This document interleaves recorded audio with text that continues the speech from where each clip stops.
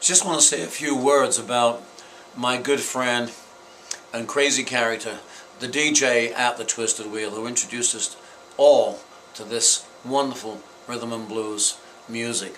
His name was Roger Eagle, as in fly like. And Roger was quite a character. God rest his soul. He passed a few years ago. And I lost contact with him, but I had a lot of encounters with Roger, and is a special guy, and has a special place in my memory. Roger was probably one of the first people I ran into at the original Twisted Wheel in Brazen Nose Street, because they had a little booth in there.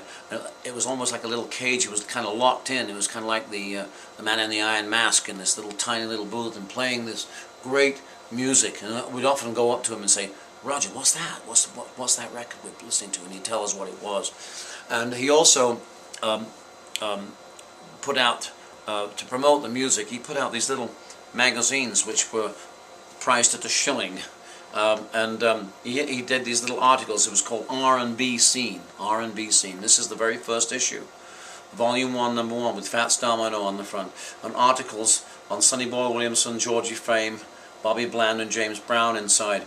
And on the back cover, forthcoming attractions at this tiny little Twisted Wheel on Brazen Nose Street would be John Lee Hooker with John Mayall's Blues Breakers backing him, Jimmy Powell and the Five Dimensions, and Graham Bond Organization.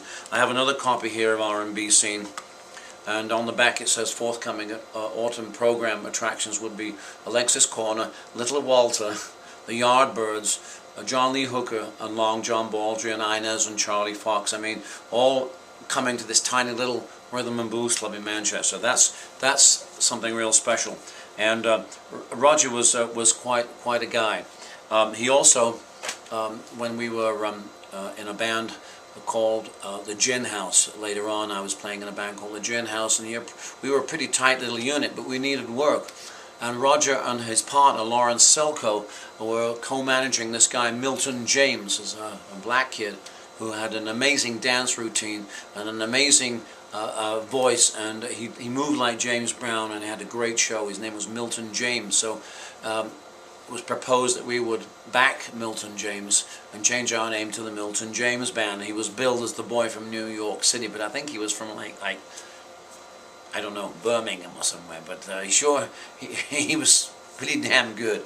And Roger and Lawrence managed this for a while. It all did end in tears eventually, but there were some mix-ups with whose role it was to load the PA and tear it down and carry Milton's gear, and it was all seemed to be on the band's shoulders, and we kind of didn't like that very much, so we tried to negotiate a little bit of a better deal, and it didn't work. But we were making some waves with Milton James and the Milton James Band, even to the point of being advertised as the boy from New York City with his American band, so he would be faking American accents in clubs to get girls interested in us, and it seemed to work for a while. So I was kind of like the MC sax player, and I was going, "I'm the boy from New York City. It's so nice to be in your wonderful country."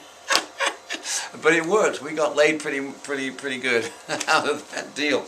But Roger, getting back to Roger, if it hadn't been for Roger Eagle, I don't think the Twisted Wheel would have had the quality music and the atmosphere and the reputation that it has even today among so many thousands of people who remember the Twisted Wheel Club in Manchester. The temple of fun and rhythm and blues, ever indelibly stamped in our minds for the rest of our lives. Thank you, Roger.